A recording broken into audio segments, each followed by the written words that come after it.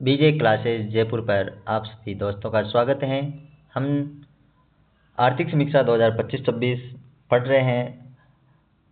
पहले अपन ने एक वीडियो अपलोड कर दिया है, उसको ध्यान से देखें। उसमें अपन ने आर्थिक समीक्षा की पूरी जो गणितीय प्रक्रिया है, गणितीय जो डाटे हैं उनको पढ़ लिया है।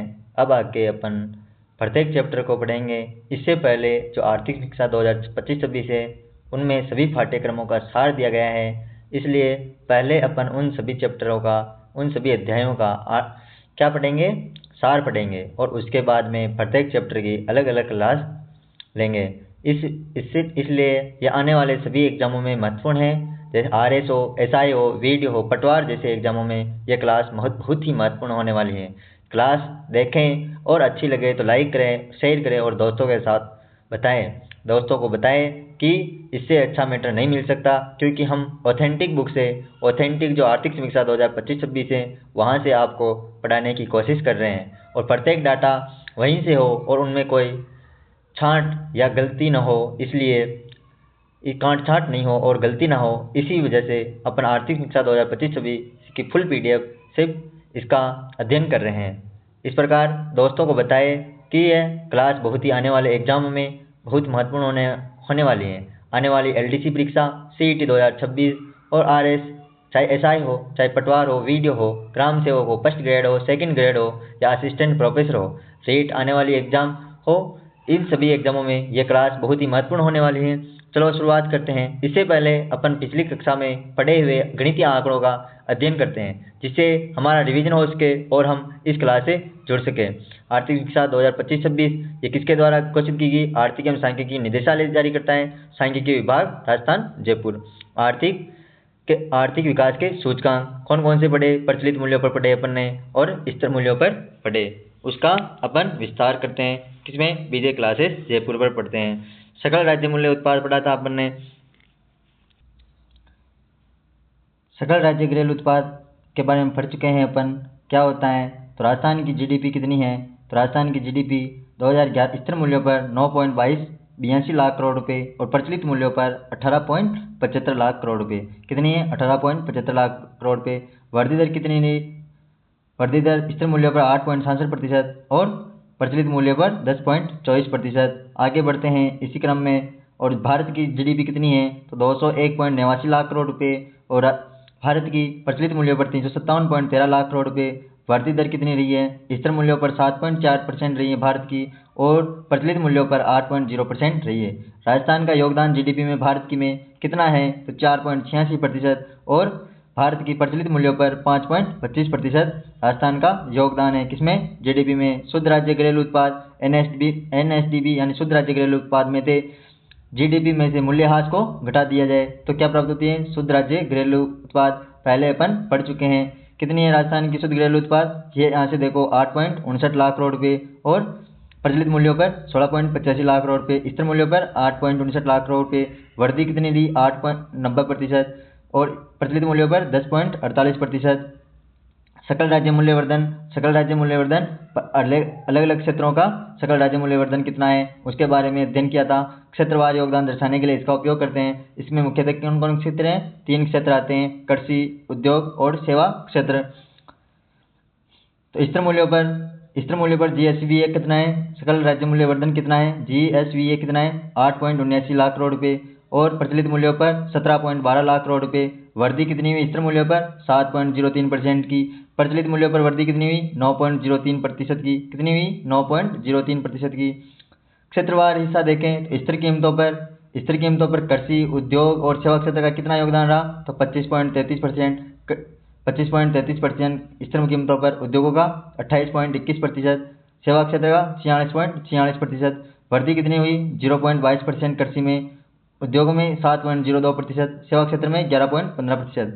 प्रचलित मूल्यों पर योगदान कितना रहा कृषि क्षेत्र का? तो 25.74%। कृषि स्थिर कीमतों में कितना रहा? 25.33%। उद्योगों में 26.55%। स्थिर कीमतों में उद्योगों का योगदान कितना था? 28.21%। सेवा क्षेत्र में प्रचलित कीमतों पर 47.71%, स्थिर कीमतों पर 46.46%। ये याद रख लेना। सेवा क्षेत्र में वृद्धि दर कितनी हुई? 13.52%। इसके विभिन्न क्षेत्र पढ़े थे, उप क्षेत्र, सेवा क्षेत्र के उप क्षेत्र, कृषि क्षेत्र के उप क्षेत्र का योगदान कितना है, उद्योग क्षेत्र में जो उप क्षेत्र है इनका योगदान कितना है, उनके बारे में अपन ने पढ़ लिया है। देखते हैं फसलें 10.97%, कृषि क्षेत्र में पशुधन का योगदान 12.70%, वानिकी का योगदान कितना है 1.93%, कितना है 1.93%। व्यापार होटल जो सेवा क्षेत्र है उसमें व्यापार होटल बरमत और जलपान गृह का योगदान 13.39% है। स्थावर संपदा आवास का स्वामित्व एवं व्यावसायिक सेवाओं का कितना योगदान है 11.20%। अन्य सेवाओं का 9.72%। वित्तीय सेवाओं का कितना योगदान है सेवा क्षेत्र में 5.07%। परिवहन में 5.04%, 5.04%। लोक प्रशासन में कितना योगदान है सेवा क्षेत्र का 3.94%, कितना 3.94%, 3.94 नहीं 3.34%, कितना 3.34%। उद्योग क्षेत्र की बात करते हैं, उद्योग क्षेत्र में प्रचलित कीमतों पर योगदान कितना है 26.55%। विनिर्माण का कितना है 10.76%। निर्माण क्षेत्र का 9.30% योगदान है। खनन एवं उत्खनन का कितना है 3.3%, कितना है 3.3%। विद्युत क्षेत्र का 3.20%, कितना है 3.20%। ये प्रचलित बुनियादी कीमतों पर क्षेत्रवार सकल राज्य मूल्यवर्धन पढ़ लिया है। पूंजी निर्माण GFCF कितना है सकल स्थायी पूंजी निर्माण, तो प्रचलित कीमतों पर वर्ष 2024-25 में GFCF कितना है 5,02,412 करोड़ रुपये। कुल GDP का 29.53%, कितना है 29.53%, कितना है 29.53%। और 2023-24 की तुलना में कितने की वृद्धि हुई है 11.81% की वृद्धि हुई है। GFCF में सर्वाधिक योगदान किसका है, निजी क्षेत्र का कितना है, तो 77.97%, कितना 77.97%, 77.97%। सार्वजनिक क्षेत्र का योगदान 22.03%। पिछले 5 वर्षों में निजी एवं सार्वजनिक क्षेत्र में कैसी वृद्धि हुई है, जिग वृद्धि हुई है। GFCF में सर्वाधिक योगदान किस क्षेत्र का है, निर्माण क्षेत्र का, कितना है 2,07,125 करोड़ रुपये का। और इसमें सर्वाधिक योगदान वाले निर्माण क्षेत्र, आवासीय भवन, विनिर्माण क्षेत्र, विद्युत गैस जलापूर्ति वाला लोक प्रशासन क्षेत्र GFCF में सर्वाधिक योगदान है।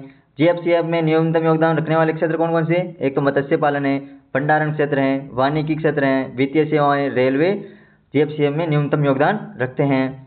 प्रति व्यक्ति आय देखें, प्रति व्यक्ति आय राजस्थान की श्रम कीमतों पर कितनी है 1,03,189। प्रचलित कीमतों पर कितनी है 2,02,349 रुपये, कितनी है 2,02,349 रुपये।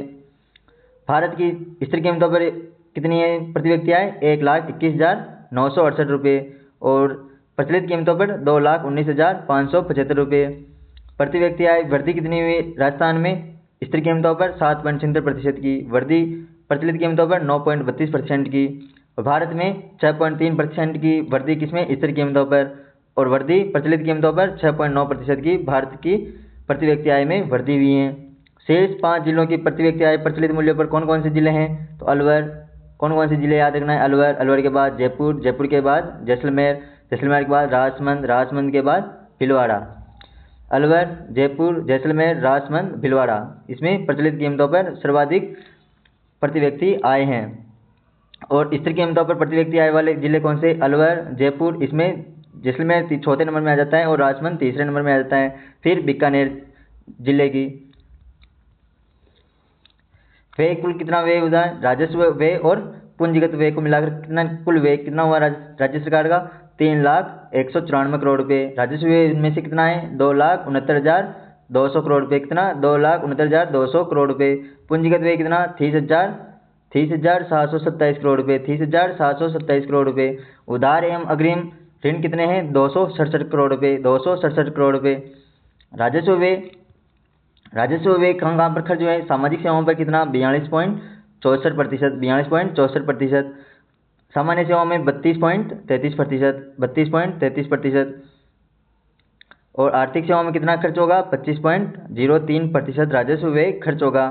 स्कीम वार व्यय कितना, टोटल स्कीम वार व्यय 2,45,608 करोड़ रुपये।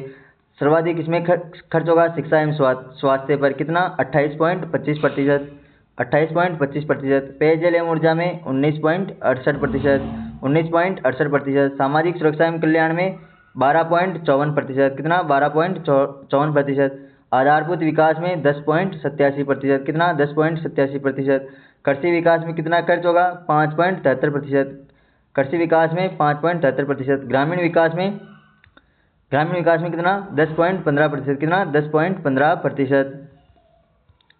व्यय की प्रवृत्ति देखते हैं। व्यय में राजस्व प्राप्तियों से व्यय कितना हुआ 75.70% योगदान रखता है, और पूंजीगत प्राप्तियों से ऋण से कितना व्यय किया गया तो 24.30%। राजस्व प्राप्तियों से व्यय कितना हुआ 75.70%, और 2023-24 से 2024-25 में कितने की वृद्धि राजस्व प्राप्तियों में 11.79% की, कितने की 11.79% की। सर्वाधिक व्यय किसमें हुआ तो वेतन व मजदूरी में, जो सामाजिक सेवाएं हैं। कितना खर्च हुआ 35.45%। विकासात्मक व्यय कौन कौन से सामाजिक और आर्थिक सेवाएं। सामाजिक और आर्थिक सेवा में कितना खर्च हुआ 70.8%, कितना 70.8%। अब राजस्व घाटा कितना रहा राजस्थान का 2024-25 में 41,950 करोड़ रुपये। राजकोषीय घाटा कितना रहा 72,470 करोड़ रुपये, जिसमें वृद्धि कितनी हुई 4.26% की। FRBM एक्ट 2003 के अनुसार कितना होना चाहिए राजस्व घाटा 0%। FRBM एक्ट 2003 के अनुसार राजकोषीय घाटा कितना होना चाहिए 3% से कम। और राजकोषीय देनदारियां कितनी रही 6,40,844 करोड़ रुपये। GDP का कितना है 37.67%। FRBM एक्ट 2003 के अनुसार GDP का कितना होना चाहिए 34% राजकोषीय देनदारियां होनी चाहिए। अब आर्थिक विकास ये अपन ने पढ़ी ली पहले। सकल राज्य घरेलू उत्पाद 9.81 लाख करोड़ रुपये, प्रचलित मूल्यों पर 18.75 लाख करोड़ रुपये। सकल राज्य घरेलू उत्पाद कितना 8.7% की वृद्धि, स्थिर कीमतों पर प्रचलित मूल्यों पर 10.54% की वृद्धि। सकल राज्य मूल्य वर्धन स्थिर कीमतों पर क्षेत्रवार कृषि योगदान उद्योग सेवाओं का कितना है स्थिर मूल्यों पर तो 25.33, 28.21, 46.46 ये पढ़ लिया है अपन ने। प्रचलित मूल्यों पर देखो कृषि क्षेत्र का 25.74, उद्योग का 26.55, सेवाओं का 46.71%।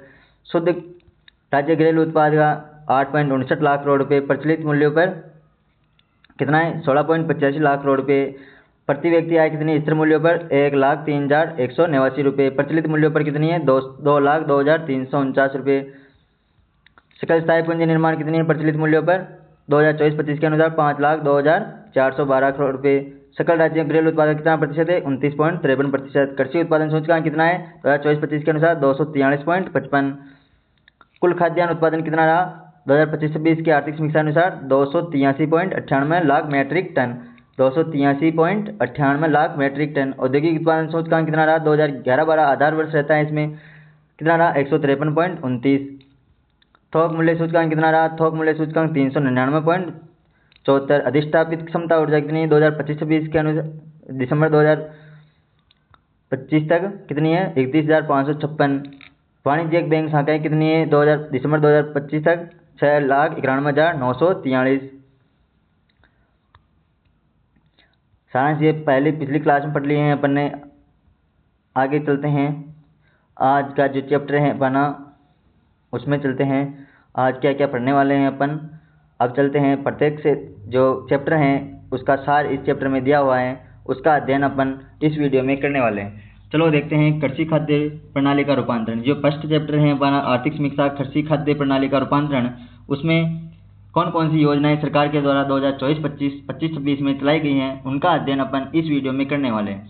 तो राजस्थान की जो कृषि खाद्य प्रणाली का अर्थव्यवस्था का एक महत्वपूर्ण आधार है, जो वर्ष 2025-26 में राज्य के केवल राज्य मूल्य वर्धन में GSVA में कितना योगदान है प्रचलित मूल्यों पर 25.74% का योगदान है। कितना 25.74% का योगदान देती हैं। शुष्क एवं अर्धशुष्क क्षेत्र में संरचनात्मकता जलवायु संबंधी बाधाओं के बावजूद इस क्षेत्र में वास्तविक उत्पादन में निरंतर प्रगति और सकारात्मक वृद्धि दर्ज की है। पशुपालन आय के दोहरे सोर्स के रूप में उभरा है, जो कृषि उत्पादन के 1/3 से अधिक का योगदान देता है। ओनली फॉर पशुपालन ही कितना योगदान देता है लगभग 1/3 से भी अधिक योगदान, लगभग 44 से 46% का योगदान देता है। तब वर्षा की अनिश्चितता से उत्पन्न फसल अस्थिरता की भरपाई करता है।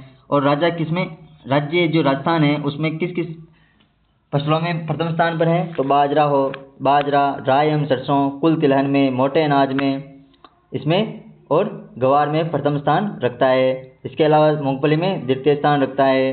पहला किसका है गुजरात का। सोयाबीन, चना और ज्वार में ज्वार में तृतीय स्थान राज्य रखता है। ये याद रख लेना, ये क्रम आते हैं। साथ ही मूल्यवर्धन को बढ़ावा देने हेतु बागवानी में भी विविधता ला रहा है। वर्ष 2025-26 के उत्पादन के अनुसार खरीफ दलहनों का उत्पादन बढ़कर कितना हो गया? 20.52 लाख मीट्रिक टन तथा रबी दलहनों का उत्पादन 26.21 लाख मीट्रिक टन होने का अनुमान है। तो खरीफ दलहनों का उत्पादन कितना हुआ? 20.52 लाख मीट्रिक टन और रबी दलहनों का उत्पादन 26.61 लाख मीट्रिक टन।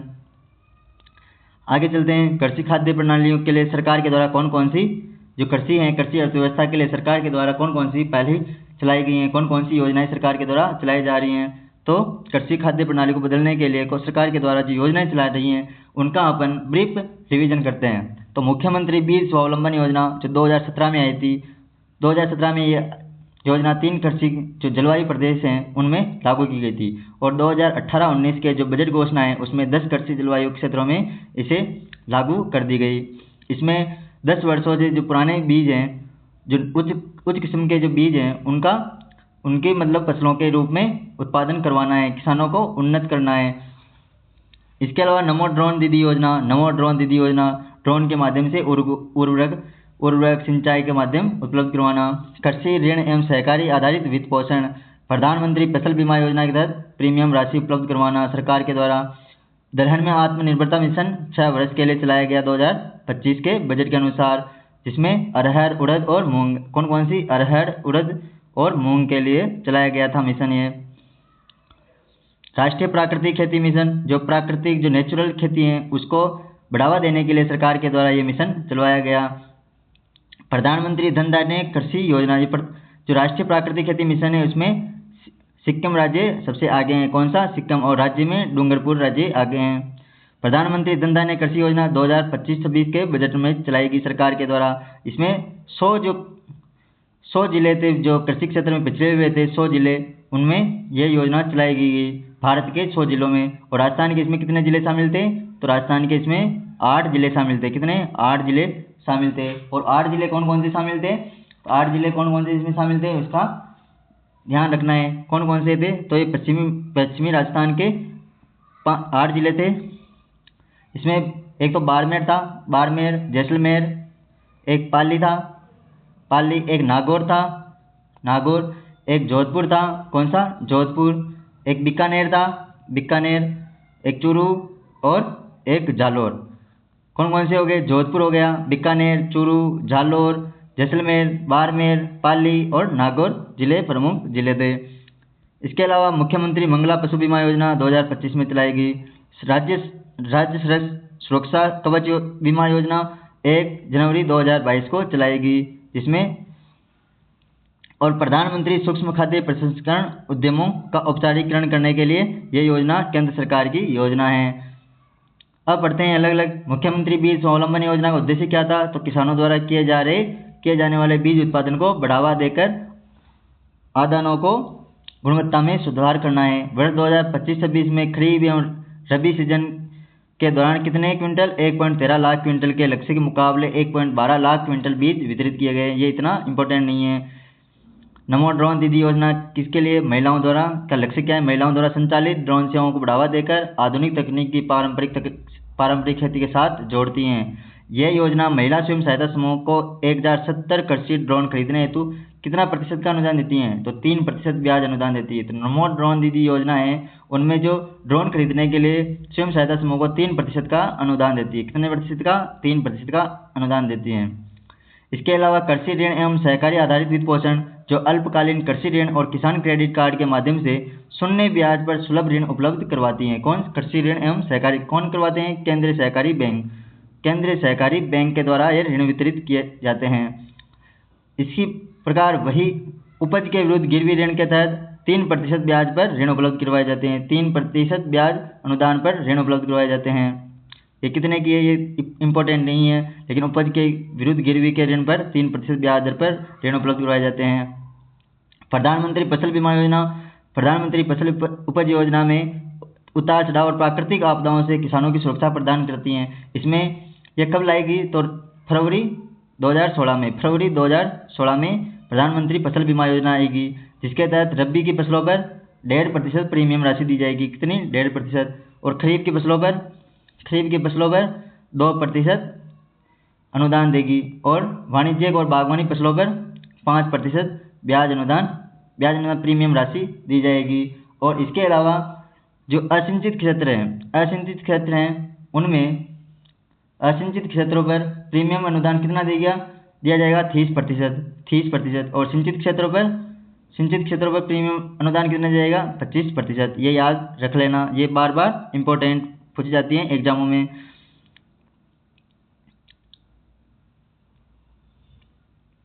दलहन में आत्मनिर्भरता मिशन किन किन के लिए? अरहर, उड़द एवं मसूर के उत्पादन में वृद्धि करने के लिए। अरहर, उड़द एवं मसूर के उत्पादन में वृद्धि पर केंद्रित कौन सा दलहन में आत्मनिर्भरता मिशन कब चलाया गया? 2024-25 के बजट में ये योजना घोषित की गई और इसके कितने वर्षों तक चलाया गया? 6 वर्षों के लिए चलाया गया, जिसके अरहर, उड़द एवं मसूर के उत्पादन में वृद्धि पर केंद्रित है, जिसके लिए कृषि क्षेत्र का विस्तार और जलवायु अनुकूल बीज उपलब्ध करवाए जा रहे हैं। यह पहल स्थिरता सुनिश्चित करने हेतु फसल कटाई पश्चात भंडारण एवं प्रबंधन प्रौद्योगिकियों को भी बढ़ावा देती हैं।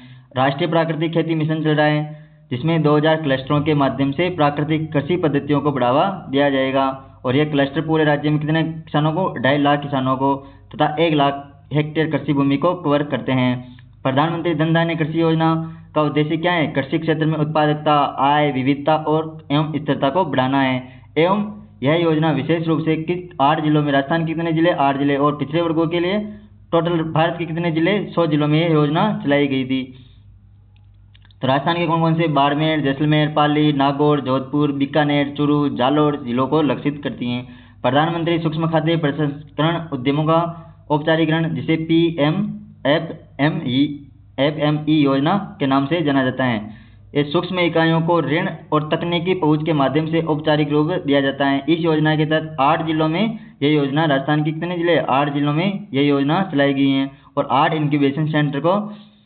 इंक्यूबेशन सेंटर के निर्माण के लिए 23.11 करोड़ रुपए की राशि स्वीकृत की गई है। आगे पढ़ते हैं, इसमें ये इंपॉर्टेंट नहीं आंकड़े। मुख्यमंत्री मंगला पशु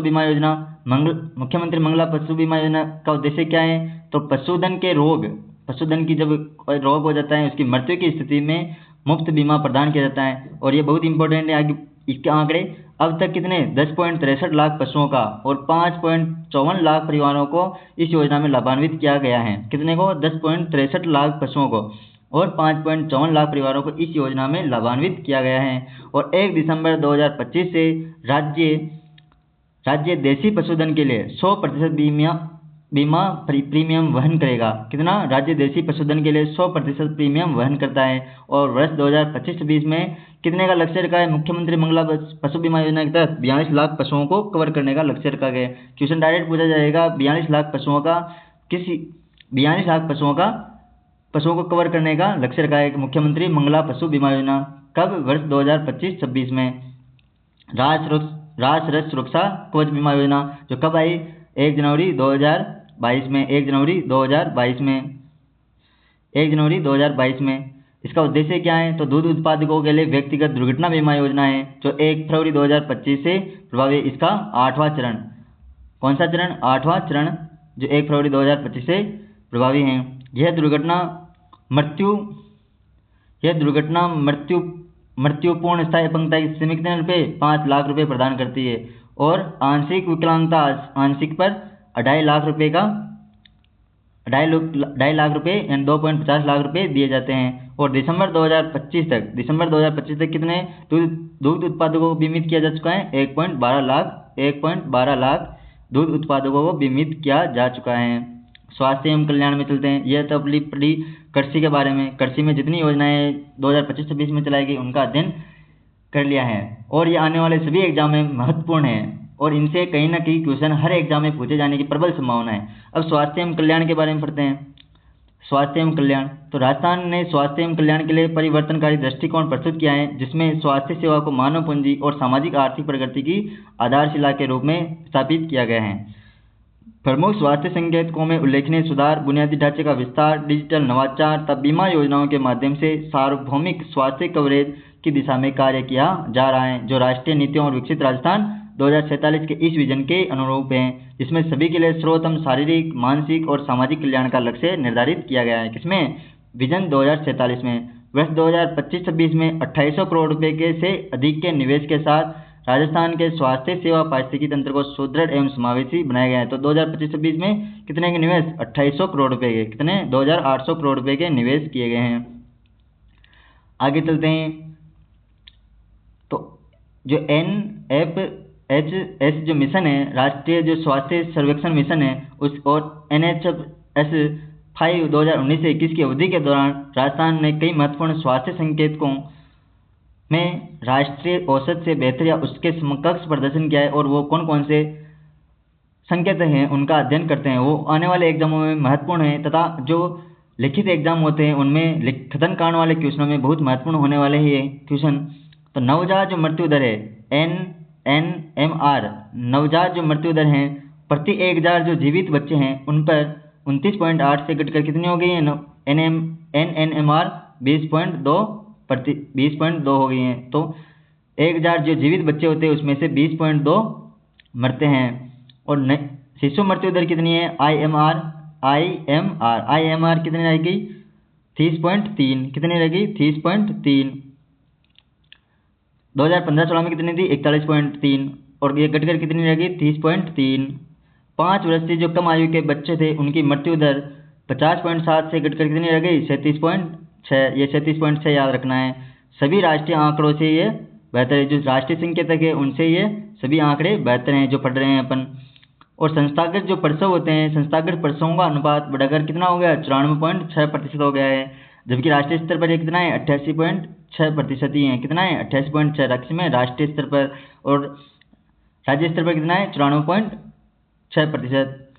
पूर्ण टीकाकरण कितना हो गया? 80.4% तक पहुंचा है। तक कुल प्रजनन दर जो TFR रहती हैं, TFR कितनी है राज्य की? 2%। मतलब जो बच्चे जन्म ले रहे हैं वो कितनी वृद्धि से बच्चे जन्म ले रहे हैं राजस्थान में? तो 2.0 के स्तर पर आ गई हैं। बाल कुपोषण में भी उल्लेखनीय कमी दर्ज की गई है। बालपन में बौनापन, जिसमें बौनापन है, दुर्बलता, वेस्टिंग है, अल्प वजन है, इनमें भी प्रतिशत घट गया है। और मातृ मृत्यु दर में सुधार होकर 86 प्रति लाख जीवित जन्म हो गए हैं। तो जो प्रति जीव मतलब 1 लाख जो माताएं हैं वो बच्चों को जब जन्म देती हैं तो उनमें से 86 लाख प्रसव के समय ही अपना दम तोड़ देती हैं। और जबकि ये भारत में कितना है? राष्ट्रीय स्तर पर 88 से कम है। गर्भवती महिलाओं में एनीमिया की दर कितनी? 46.3% पर स्थिर रही, जो राष्ट्रीय औसत 52.2% से कम है। ये आंकड़े बहुत ही इंपॉर्टेंट है। अब कितने हमारे अस्पताल हैं? तो 267 राजस्थान में अस्पताल हैं, 849 सामुदायिक स्वास्थ्य केंद्र हैं, 2875 ग्रामीण शहरी प्राथमिक स्वास्थ्य केंद्र हैं, 15,292 उप केंद्र शामिल हैं। और इसके अलावा आयुष्मान आरोग्य मंदिर कितने हैं? 638। आयुष्मान भारत के अंतर्गत 11,571 आयुष्मान आरोग्य मंदिरों में 12 प्रकार की व्यापक प्राथमिक सेवाएं प्रदान की जा रही हैं, जिनका विस्तार कितना है? प्राथमिक स्वास्थ्य केंद्र, उप स्वास्थ्य केंद्र एवं शहरी क्षेत्रों में किया जा रहा है। आयुर्वेद के अंतर्गत कितने? 127 जिला अस्पताल है। आयुर्वेद में 127 जिला अस्पताल हैं, 86 ब्लॉक अस्पताल हैं। कितने? 86 ब्लॉक अस्पताल हैं।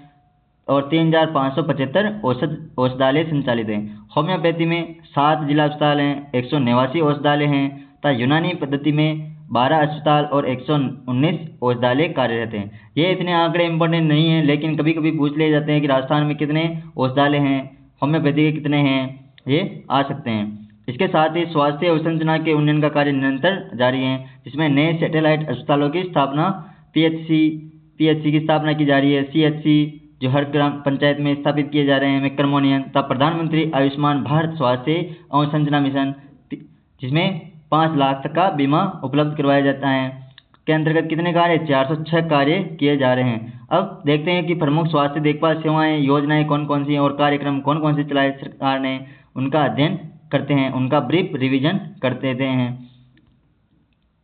तो प्रधानमंत्री आयुष्मान भारत स्वास्थ्य अवसंरचना मिशन PM अभीम, मुख्यमंत्री आयुष्मान आरोग्य योजना, जिसको कब चलाया गया? 2024 में। आयुष्मान वय वंदन योजना 17 वर्ष से अधिक वालों के लिए, मुख्यमंत्री निःशुल्क निरोगी राजस्थान योजना, कर्मचारी राज्य बीमा योजना, शुद्ध आहार मिलावट पर वार अभियान, सिल्क नीति 3 अक्टूबर 2019 को लाई गई, राष्ट्रीय मानसिक स्वास्थ्य कार्यक्रम, इसके अलावा राजस्थान डिजिटल स्वास्थ्य मिशन तथा Ayushman Bharat digital mission ABDS mission चलाया गया। राजस्थान डिजिटल स्वास्थ्य मिशन और था आयुष्मान भारत डिजिटल मिशन चलाया गया कब? 2024-25 से 2025-26 में चलाए गए स्वास्थ्य के लिए कार्यक्रम। अब पढ़ते हैं, थोड़ा ब्रीफ रिवीजन कर लेते हैं। कौन कौन से सार्वभौमिक स्वास्थ्य कवरेज योजना के अंतर्गत मुख्यमंत्री आयुष्मान आरोग्य योजना 2119 पैकेजों में कितने 2119 पैकेज इसमें शामिल हैं। उसमें 25 लाख रुपए तक के कैशलेस उपचार की सुविधा प्रदान करती है। कितने की?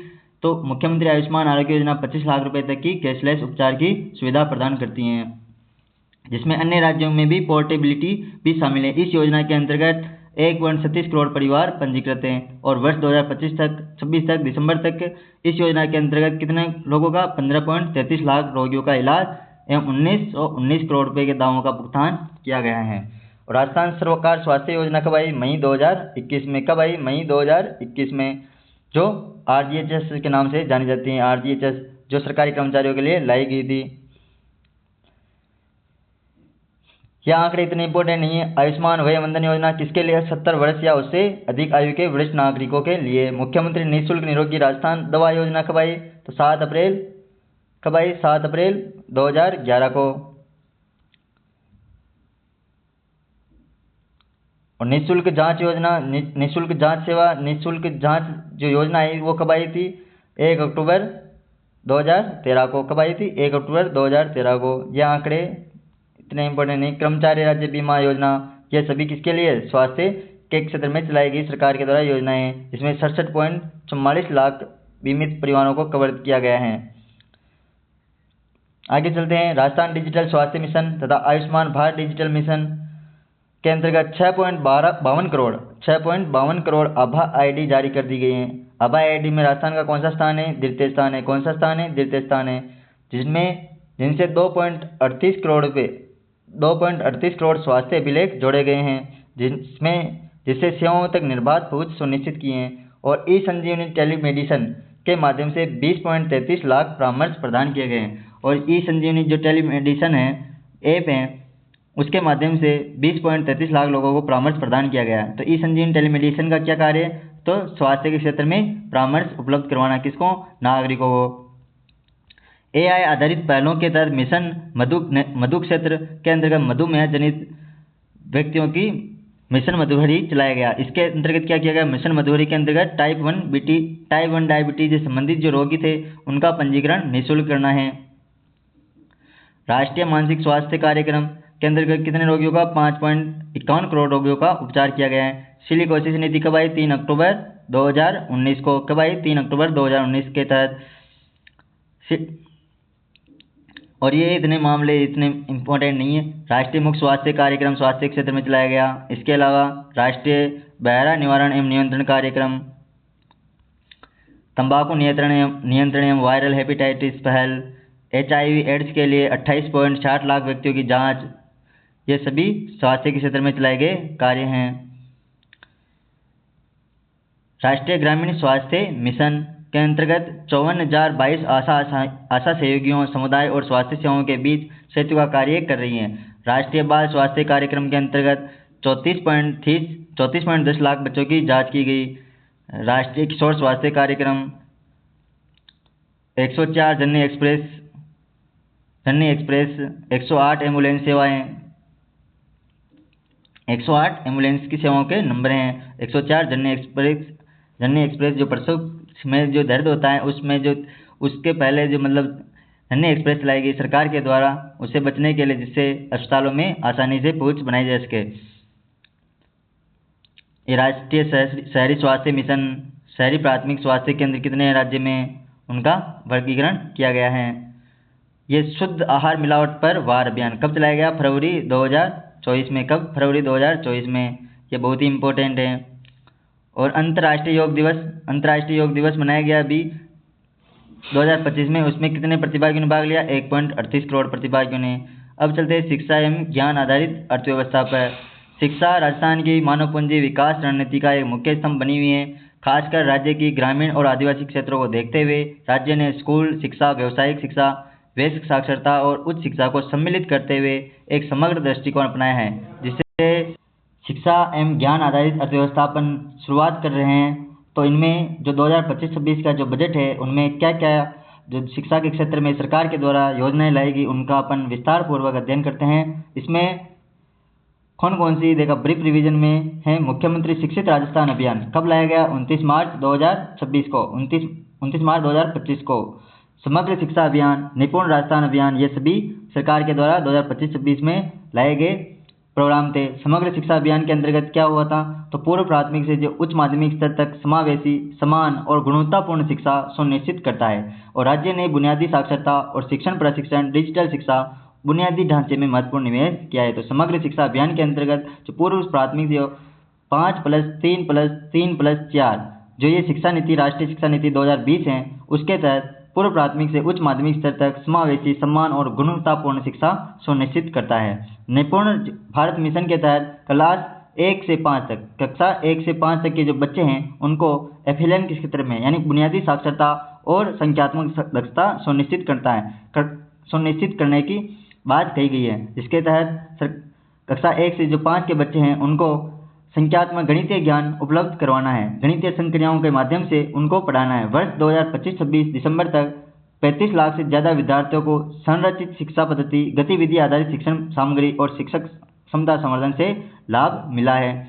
NEP 2020 है, उसके तहत मुख्यमंत्री शिक्षित राजस्थान अभियान जो कब चलाया गया? 29 मार्च 2025 को। 29 मार्च 2025 को छात्र केंद्रित शिक्षण, शिक्षक क्षमता निर्माण और स्कूल सुधार पर फोकस करता है। सीखने की क्षमता और समुदाय की भागीदारी बढ़ाने हेतु फरकर राजस्थान 2.0 भी लाया गया। फरकर राजस्थान 2.0, निपुण राजस्थान अभियान, मेगा पेरेंट टीचर मीटिंग आदि इनकी पहले की गई है।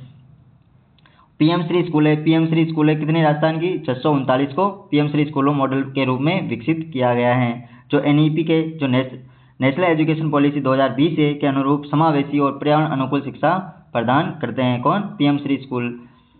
लाखों विद्यार्थियों, विशेषकर लड़कियों, अनुसूचित जाति, जनजाति और पिछड़े वर्ग के लिए जो प्री मैट्रिक और पोस्ट मैट्रिक छात्रवृत्ति, मुफ्त पाठ्यपुस्तकें, मुफ्त साइकिलें, यूनिफॉर्म और मेधावी छात्रों के लिए टैबलेट और परिवहन वाउचर भी सरकार के द्वारा प्रदान किए जा रहे हैं, ताकि उनकी शिक्षा तक पहुंच स्कूल में बने रहने की दर और समान अवसर बढ़ सके। इसके तहत सरकार के द्वारा लगातार प्रयास किए जा रहे हैं। और 4000 नए से अधिक स्कूलों में व्यावसायिक शिक्षा का विस्तार करने की सरकार की योजना है। सामाजिक सशक्तिकरण एवं समावेशन के क्षेत्र में सरकार के द्वारा क्या कार्य किया जा रहा है? तो आर्थिक प्रगति के साथ मानव पूंजी का विकास करना सरकार का लक्ष्य है। तथा सामाजिक सुरक्षा का विस्तार करना तथा आवश्यक सेवाओं तक समान पहुंच सुनिश्चित की जाए, उसके लिए कार्य करना, ताकि विकास के लाभ में समाज के सभी वर्गों तक विकास के लाभ पहुंच सके। इस परिप्रेक्ष्य में राजस्थान ने जीवन चक्र आधारित सामाजिक विकास का ढांचे को सुदृढ़ किया है, जिसके अंतर्गत शिक्षा, स्वास्थ्य, पोषण, आजीविका संवर्धन एवं सामाजिक संरक्षण के क्षेत्र में समन्वित प्रयास के माध्यम से विभिन्न स्तरों पर विद्यमान कमजोरियों का समाधान भी किया गया है। सरकार के द्वारा विभिन्न जो समाज के सशक्तिकरण के लिए कार्यक्रम चलाए गए, उनके लिए महिला सशक्तिकरण समावेशी विकास का एक प्रमुख आधार बना रहा, जिसमें शिक्षा, कौशल विकास, उद्यमिता, आजीविका सहायता, स्वयं सहायता समूह, सुरक्षा तथा वित्तीय सशक्तिकरण से संबंधित नई महिलाओं की आर्थिक भागीदारी को प्रोत्साहित किया है और पारिवारिक आय सुरक्षा को भी सुदृढ़ किया है। इसके लिए सरकार के द्वारा 1 अगस्त 2024 को लाडो प्रोत्साहन योजना के तहत, जो इसका पहले नाम राजश्री योजना था, वो चलाई गई है, जिसमें 1.5 लाख रुपये तक का 1.5 लाख रुपये 7 किस्तों में बालिका के जन्म पर दिए जाते हैं। बालिका के जन्म को प्रोत्साहन देते हुए उनके सर्वांगीण विकास को सुनिश्चित करने हेतु क्रियान्वित की जा रही है। ये योजना लैंगिक भेदभाव की रोकथाम, इसके उद्देश्य क्या थे? तो लैंगिक भेदभाव की रोकथाम करना, शिक्षा एवं स्वास्थ्य स्तर में सुधार करना, मातृ एवं शिशु मृत्यु दर में कमी लाना और बाल विवाह जैसी कुप्रथाओं के उन्मूलन की दिशा में सार्थक प्रयास करती है। कौन सी योजना? लाडो प्रोत्साहन योजना। योजना के अंतर्गत प्रत्येक बालिका को 7 निर्धारित चरणों में, कितने चरणों में? 7 चरणों में कितने रुपए की? 1.50 लाख यानी 1.5 लाख रुपए की वित्तीय सहायता प्रदान की जाएगी। कितने की? 1.5 लाख रुपए की वित्तीय सहायता प्रदान की जाएगी। वर्ष 2025-26 दिसंबर तक के दौरान 3.27 लाख बालिकाएं लाभान्वित हो चुकी हैं, जिस पर 217.63 करोड़ रुपए का व्यय किया गया है। एकीकृत बाल विकास सेवाएं जो 1975 में उसके माध्यम से राज्य द्वारा आंगनबाड़ी जो नेटवर्क के जरिए पूरक पोषण उपलब्ध करवाना, पूर्व प्राथमिक शिक्षा, स्वास्थ्य सेवाओं की प्रदायगी सुनिश्चित की जा रही है। राज्य में राष्ट्रीय खाद्य सुरक्षा अधिनियम कब आया? NFSA 2013 में आया, जिसके तहत लाभार्थी की अधिकतम सीमा कितनी है? राजस्थान में 4.46 करोड़ है, जो भारत के लगभग 1/3 लोगों को 81 करोड़ लोगों को राष्ट्रीय खाद्य सुरक्षा अधिनियम के अंतर्गत शामिल किया गया है, जिसके विरुद्ध 1 दिसंबर 2025 तक 4.38 करोड़ लाभार्थी लाभान्वित किए जा चुके हैं। प्रधानमंत्री गरीब कल्याण अन्न योजना जो कोरोना के समय चलाई गई थी, अब उसकी विस्तार करके 2028 तक इसको बढ़ा दिया गया है। दिव्यांगजनों को समान अवसर उपलब्ध करवाने के उद्देश्य से राज्य के द्वारा क्या लाया गया? दिव्यांग व्यक्तियों के लिए समान अवसर नीति कब लाएगी? 2025। दिव्यांग व्यक्तियों के लिए समान अवसर नीति 2025 लागू की गई, जिससे वे सरकारी कार्यालयों में अपने दायित्वों का प्रभावी रूप से निर्वहन कर सके। इसके साथ ही विधवाओं एवं एकल महिलाओं सहित समाज के कमजोर और सामाजिक रूप से पिछड़े वर्गों के लिए सामाजिक सुरक्षा लाभों का विस्तार भी सरकार के द्वारा किया गया है। और पेंशन योजनाओं एवं संरक्षण सेवाओं के माध्यम से आय सुरक्षा, गरिमा तथा सामाजिक समावेशन को सुदृढ़ भी सरकार के द्वारा किया है। औद्योगिक खनन एवं आर्थिक विकास के क्षेत्र में जो सरकार का सबसे पसंदीदा क्षेत्र हैं, उनमें सरकार के द्वारा क्या क्या कार्य किए गए, कौन कौन सी नीतियां बनाएगी सरकार के द्वारा, उनका ब्रीफ रिवीजन करते हैं। तो राजस्थान का औद्योगिक एवं खनन क्षेत्र राज्य की अर्थव्यवस्था के विकास, रोजगार सृजन में महत्वपूर्ण है और विविधीकरण का एक प्रमुख आधार बना हुआ है। समृद्ध खनिज संसाधनों, सशक्त MSME आधार जो सूक्ष्म लघु उद्योग हैं उनमें और विस्तारशील आधारभूत अवसंरचना के बल पर इस क्षेत्र में सकल मूल्य वर्धन और औद्योगिक उत्पादन में निरंतर वृद्धि दर्ज की गई है। और विशेष रूप से विनिर्माण और निर्माण क्षेत्रों में तो जिससे निवेश आधारित विकास को प्रोत्साहित करने हेतु राजस्थान निवेश प्रोत्साहन नीति कब लेकर आया? 8 अक्टूबर 2024 को लॉन्च की गई, जिसके उद्देश्य क्या है? घरेलू एवं वैश्विक निवेश को आकर्षित करना। जो राजस्थान निवेश प्रोत्साहन नीति 8 अक्टूबर 2024 को लॉन्च की गई, उसका उद्देश्य घरेलू एवं वैश्विक जो निवेश हैं उनको आकर्षित करना, हरित और प्रौद्योगिकी आधारित उद्योगों को बढ़ावा देना तथा रोजगार सृजन सरकार का लक्ष्य है। इस योजना के अंतर्गत उल्लेखनीय प्रगति हुई है, जिसमें वर्ष 2025-26 तक कुल 1.65 लाख करोड़ के प्रस्तावित निवेश की 3,914 इकाइयों की पात्रता प्रमाण पत्र जारी किए गए हैं।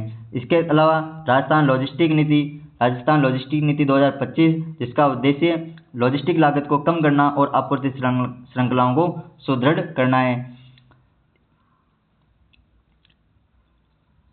उद्योग क्षेत्र में राजस्थान वस्त्र एवं परिधान नीति कब लाएगी? अप्रैल 2025 में। इसका उद्देश्य क्या है? वृहद स्तर पर निवेश, मूल्य संवर्धन और हरित विनिर्माण और रोजगार सृजन उपलब्ध करवाना है। ये तो औद्योगिक क्षेत्र और खनन क्षेत्र में आर्थिक विकास के लिए प्रमुख नीतियां कौन कौन सी थी?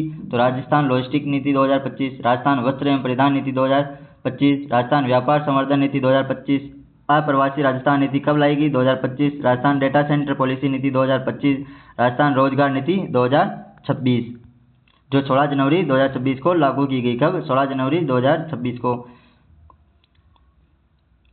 जो राजस्थान वस्त्र एवं परिधान नीति थी को प्रोत्साहित करके राज्य को वस्त्र एवं परिधान के क्षेत्र में वैश्विक विनिर्माण केंद्र के रूप में स्थापित करना राजस्थान वस्त्र एवं परिधान नीति का लक्ष्य है। लघु स्तर के व्यापारियों और सूक्ष्म व्यापार उद्यमों हेतु ऋण उपलब्ध करवाना, बीमा और ई-कॉमर्स प्लेटफॉर्म तक बेहतर पहुंच बनाने तथा महिलाओं एवं अनुसूचित जाति जनजाति उद्यमियों के लिए विशेष प्रोत्साहन के साथ व्यापार क्षेत्र के लिए एक संरचित सहायता ढांचा बनाने के लिए राजस्थान व्यापार संवर्धन नीति 2025 लागू की गई। तो राजस्थान व्यापार संवर्धन नीति 2025 के उद्देश्य क्या हैं? तो लघु स्तर के व्यापारी और सूक्ष्म व्यापार जो उद्यमी हैं उनको ऋण उपलब्ध करवाना, बीमा उपलब्ध करवाना, ई-कॉमर्स प्लेटफॉर्म के तहत बेहतर पहुंच उपलब्ध करवाना, महिलाओं एवं अनुसूचित जाति जो जनजाति के उद्यमी हैं उनको विशेष प्रोत्साहन के साथ व्यापार क्षेत्र के लिए एक संरचित सहायता ढांचा बनाने के लिए राजस्थान व्यापार संवर्धन नीति 2025 लागू की गई है। प्रवासी राजस्थान नीति 2025 का उद्देश्य क्या है? तो प्रवासी जो राजस्थानी समुदाय हैं उनके निवेश, व्यापार, नवाचार और परोपकारी योगदान को प्रोत्साहित करना है। नीति के क्रियान्वयन हेतु राजस्थान फाउंडेशन चैप्टर, शिकायत निवारण प्रणाली और डेवलपमेंट सपोर्ट पोर्टल जैसी संस्थागत व्यवस्थाएं प्रारंभ सरकार के द्वारा की गई हैं। Rajasthan data centre policy 2025 digital infrastructure development को प्रोत्साहन देने के लिए राजस्थान डेटा सेंटर पॉलिसी 2025 लाएगी, जिसका उद्देश्य है कि वित्तीय प्रोत्साहन के माध्यम से नियमों में स्थिरता प्रदान की जाए और निरंतर सहयोग प्रदान करके राजस्थान को एक पसंदीदा डेटा सेंटर डेस्टिनेशन के रूप में स्थापित करना है। तो राजस्थान डेटा सेंटर पॉलिसी का उद्देश्य क्या है? तो नियमों में स्थिरता प्रदान करना, वित्तीय प्रोत्साहन देना और निरंतर सहयोग प्राप्त प्रदान करके राजस्थान को एक पसंदीदा डेटा सेंटर डेस्टिनेशन के रूप में स्थापित करना है। एमएसएमई जो क्षेत्र है, एमएसएमई क्षेत्र के लिए एमएसएमई नीति कब लाएगी? 2024 को। कब लाई? 8 दिसंबर 2024 को ये लाएगी। कब तक प्रभावी? 31 मार्च 2029 तक। 31 मार्च 2029 तक। जिसका उद्देश्य प्रतिस्पर्धी और समावेशी प्रौद्योगिकी सक्षम एमएसएमई पारिस्थितिकी तंत्र का निर्माण करना है। एमएसएमई अधिनियम कब लाया गया? 2019 में। कब? दिसंबर 2019 में। के तहत क्या है इसका लक्ष्य? उद्यमों की स्थापना करना और नियमों के अनुपालना को सुनिश्चित किया गया है। एकीकृत क्लस्टर विकास योजना कब लाएगी? तो 2024 में। कब? 2024 में। के अंतर्गत अलग क्लस्टर आधारित विकास में उल्लेखनीय प्रगति हुई है। एक जिला एक उत्पाद नीति कब आई? 8 दिसंबर 2024 को। 8 दिसंबर 2024 को। के माध्यम से क्षेत्रीय विशेषीकरण में प्रगति हुई। ये सभी जो नीतियां हैं बहुत ही इंपॉर्टेंट होने वाले आने वाले एग्जामों में इनसे क्वेश्चन पूछे जाएंगे। राज्य सरकार द्वारा विनिर्माण एवं सेवा आधारित सूक्ष्म और लघु उद्यमों के लिए मार्जिन मनी और ब्याज अनुदान युक्त ऋण प्रदान कर रोजगार सृजन करने के लिए कौन सी योजना? विश्वकर्मा युवा उद्यमी प्रोत्साहन योजना प्रारंभ की गई। सरकार के द्वारा विश्वकर्मा युवा उद्यमी प्रोत्साहन योजना लाई गई। क्यों? विनिर्माण एवं सेवा जो आधारित जो लघु और सूक्ष्म उद्योग हैं उनके मार्जिन मनी और ब्याज अनुदान युक्त ऋण प्रदान कर रोजगार सृजन करने के लिए विश्वकर्मा युवा उद्यमी प्रोत्साहन योजना लाई गई है, जिसके तहत 2 करोड़ रुपये तक का लोन उपलब्ध करवाया जाता है। राजस्थान निर्यात प्रोत्साहन नीति 2024 के माध्यम से निर्यात प्रतिस्पर्धा को सुदृढ़ किया जा रहा है। इसके अंतर्गत अनेक इकाइयों को विपणन, प्रौद्योगिकी उन्नयन और प्रमाणन हेतु सहायता प्रदान की गई है। और इसके तहत इसके परिणाम स्वरूप क्या हुआ? वर्ष 2024-25 में 97,171 करोड़ रुपये का निर्यात हुआ है। तो ये पूछा जा सकता है कि राजस्थान में 2024-25 में निर्यात कितना हुआ? तो 97,171 करोड़ रुपये का 97,171 करोड़ रुपये का निर्यात हुआ है। खनन क्षेत्र में राजस्थान खनिज नीति 2024 लाएगी, जिसका उद्देश्य जो 8 दिसंबर 2024 को लागू की गई और 31 मार्च 2029 तक प्रभावी रहेगी। इसके लक्ष्य क्या है? 2047 तक जो नीलामी खनिज है उनकी संख्या 58 से बढ़ाकर कितना करना है? 70 करना है। 2047 तक 8% योगदान किसमें लेना है? तो खनिज क्षेत्र से योगदान लेना है जीडीपी में। और 1 करोड़ लोगों को प्रत्यक्ष और अप्रत्यक्ष रूप से रोजगार उपलब्ध करवाना इसका लक्ष्य रखा गया है। राजस्थान एमसेंड नीति 2024 जो 8 दिसंबर 2024 को लाई गई है, इसके तहत 50% तक जो सरकारी कार्य होते हैं उनमें रेत का जो रेत है एमसेंड नीति है उसके तहत उनमें शामिल करना है 50% तक का उद्देश्य क्या है? सतत एवं पारदर्शी जो खनिज है उनकी विकास सुनिश्चित करना है, जिसके तहत एमसेंड का आवंटन किया गया है। इसके अलावा Rajasthan global capability centre GCC नीति 2025 जीसीसी नीति 2025 का उद्देश्य क्या है? तो कुशल प्रतिभा, सुदृढ़ डिजिटल अवसंरचना और लागत प्रतिस्पर्धा का लाभ उठाकर वैश्विक क्षमता केंद्रों को आकर्षित करना है, जिससे उच्च मूल्य रोजगार के अवसरों पर सृजन एवं सेवा क्षेत्र के एकीकरण को सुदृढ़ किया जा सके। राजस्थान कौशल नीति 2025 जिसका उद्देश्य क्या है? मांग आधारित कौशल विकास, पुनः कौशल, रीस्किलिंग जिसे कहते हैं, उन्नत कौशल पर केंद्रित हैं, जिससे रोजगार क्षमता में वृद्धि, कार्यबल की उत्पादकता में सुधार तथा औद्योगिक सेवा एवं नवीन क्षेत्रों की आवश्यकता के अनुरूप समन्वय सुनिश्चित किया जा सके। राजस्थान युवा नीति कब लाएगी? 2026 राजस्थान युवा नीति 2026 16 जनवरी 2026 को। इसका उद्देश्य क्या है? तो शिक्षा और कौशल, उद्यमिता एवं नेतृत्व क्षमता के विकास के माध्यम से युवाओं को सशक्त बनाना है। तो युवाओं को किसमें माध्यम बनाना है? शिक्षा, कौशल और उद्यमिता एवं नेतृत्व क्षमता के विकास के माध्यम से युवाओं को सशक्त बनाना है और जनसांख्यिकीय लाभ का उपयोग करते हुए समावेशी सामाजिक आर्थिक विकास को प्रोत्साहित किया जा सके। राजस्थान सिटी गैस डिस्ट्रीब्यूशन नीति 2025 राजस्थान सिटी गैस डिस्ट्रीब्यूशन नीति 2025 का उद्देश्य क्या है? तो ये नीति भी 2025 में लाएगी। इसका उद्देश्य घरेलू उपभोक्ताओं और परिवहन एवं उद्योगों के लिए स्वच्छ प्राकृतिक गैसों की उपलब्धता का विस्तार करना है, जिससे न्यून कार्बन विकास को बढ़ावा देने, शहरी वायु गुणवत्ता में सुधार तथा गैस आधारित औद्योगिक विकास को समर्थन मिले। इसके लिए राजस्थान सिटी गैस डिस्ट्रीब्यूशन नीति 2025 लाएगी। राजस्थान रोजगार नीति 2016 राजस्थान रोजगार नीति 2026 को लाएगी, जिसमें 64.4% की उच्च श्रम बल भागीदारी है और 4.2% बेरोजगारी दर के बावजूद मौजूदा रोजगार चुनौतियों का समाधान करने के लिए तैयार की गई है। यह नीति राज्य की जनसांख्यिकीय लाभ और क्षेत्रीय क्षमताओं के उपयोग करते हुए रोजगार के अवसर सृजित करने पर केंद्रित है। इसका लक्ष्य क्या है? स्वरोजगार एवं वेतन आधारित रोजगार उद्यमिता के माध्यम से मार्च 2029 तक 15 लाख रोजगार के अवसर सृजित करना। तो राजस्थान रोजगार नीति आने वाले सभी एग्जामों में महत्वपूर्ण होने वाली है, इसको याद रखिए। 15 लाख रोजगार इसका लक्ष्य है, 15 लाख रोजगार का अवसर सृजित करना। मुख्यमंत्री युवा स्वरोजगार योजना जो बजट 2025-26 के में घोषणा की गई थी, 15 जनवरी 2026 को ये प्रारंभ की गई। इस योजना का उद्देश्य 18 से 45 वर्ष के आयु वर्ग के 1 लाख युवाओं हेतु रोजगार के अवसर सृजित करना है। कितने? 18 से 45 वर्ष के युवा इसमें शामिल हैं। 1 लाख युवाओं हेतु रोजगार के अवसर सृजित किए गए हैं। इस योजना के अंतर्गत उद्यम स्थापित करने अथवा विस्तार के लिए ब्याज मुक्त ऋण, मार्जिन मनी सहायता तथा सीजीटी मतलब स्टेट जो जीएसटी है उसमें एमएसएमई शुल्क की प्रतिपूर्ति का प्रावधान भी किया गया है। मुख्यमंत्री युवा स्वरोजगार योजना और राजस्थान रोजगार नीति 2026 बहुत ही महत्वपूर्ण है आने वाले सभी एग्जामों में।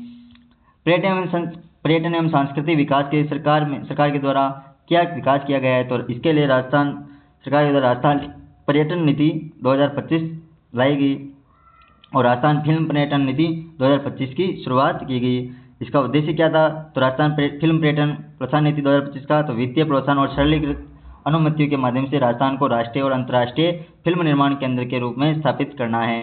और ये पाली का जो सुमेरपुर क्षेत्र है उनमें फिल्म सिटी के रूप में विकसित करने की प्लानिंग है। आगे देखते हैं इसमें, तो राजस्थान के पर्यटन को बढ़ावा देने के लिए कौन कौन सी नीतियाँ? राजस्थान पर्यटन नीति और राजस्थान फिल्म पर्यटन प्रोत्साहन नीति 2025 लाई गई। राजस्थान पर्यटन अवसंरचना क्षमता निर्माण विकास कोष का गठन कब किया गया? मार्च 2025 में। कितना करोड़ पे?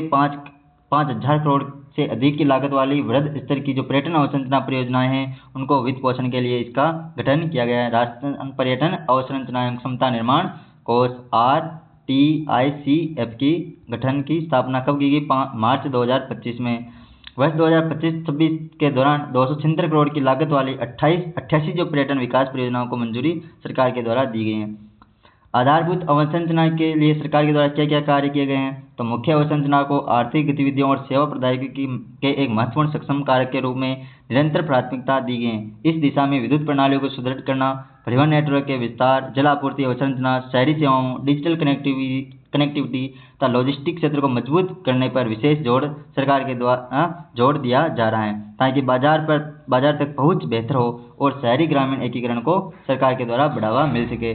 प्रणाली की विश्वसनीयता बढ़ाने, सेवा अंतराल कम करने और लॉजिस्टिक दक्षता में सुधार लाने के लिए एकीकृत योजना, नेटवर्क विस्तार, परिसंपत्तियों के अधिक आधुनिकीकरण के कार्य सरकार के द्वारा किए जा रहे हैं। इससे राज्य भर में विनिर्माण कार्य, कृषि, व्यापार और सेवा क्षेत्र की गतिविधियों को मजबूती मिली है। अब शुरुआत जानते हैं राजस्थान की राज्य की जो स्थापित विद्युत क्षमता मार्च 2025 तक कितनी है? मार्च 2025 तक 27,283.83 मेगावाट, जो अपन ने दिसंबर 2025 तक पढ़ाई थे कितना? 31,556 मेगावाट हो चुकी हैं। कितनी? 31,556 मेगावाट दिसंबर 2025 तक हो चुकी हैं।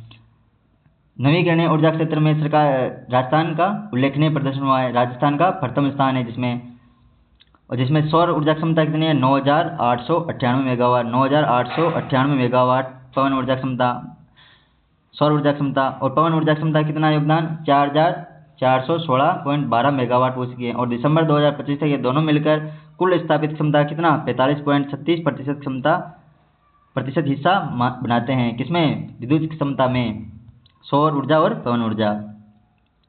कुल ऊर्जा उपलब्धता 2021-22 में कितनी थी? 9,080 करोड़ यूनिट, जो बढ़कर 2024-25 में कितनी होगी? 11,770 करोड़ यूनिट।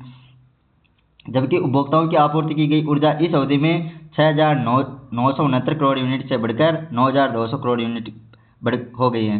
ये दोनों पॉइंट इंपॉर्टेंट हैं। कौन से? तो बजट 2024-25 में कितने यूनिट? 11,770 करोड़ यूनिट बिजली उपभोग की गई है। बिजली उपभोक्ताओं की संख्या कितनी है? मार्च 2025 तक 197.94 लाख से बढ़कर नवंबर 2025 तक कितनी होगी? 202.78 लाख। आगे चलते हैं। पीएम कुसुम योजना जो चल रही है उसके तहत उसका घटक ए है, उसके चरण प्रथम के अंतर्गत दिसंबर 2025 तक 468.75 मेगावाट क्षमता वाले 364 सौर संयंत्र चालू किए जा चुके हैं। दिसंबर 2025 तक कितने गाँव में? 43,965 गाँव में, 43,965 गाँव में विद्युतीकरण हो चुका है और 1.14 लाख ढाणियों में विद्युतीकरण हो चुका है और 111.15 लाख ग्रामीण घरों में बिजली पहुंचाई जा चुकी है। जिससे क्या हुआ है? जिससे ग्रामीण सेवा वितरण और कृषि उत्पादकता मजबूत हुई है। 2025-26 के दौरान 70,566 कृषि कनेक्शन जारी किए हैं। तो 2025-26 के दौरान कितने? 70,566 कृषि कनेक्शन जारी किए गए हैं। और किसानों को टैरिफ सब्सिडी कितनी प्रदान की गई है? 14,616 करोड़ रुपये, 14,612 करोड़ रुपये। भारत सरकार ने कौन सी योजना, प्रधानमंत्री सूर्य घर मुफ्त बिजली योजना की शुरुआत का उद्देश्य क्या था?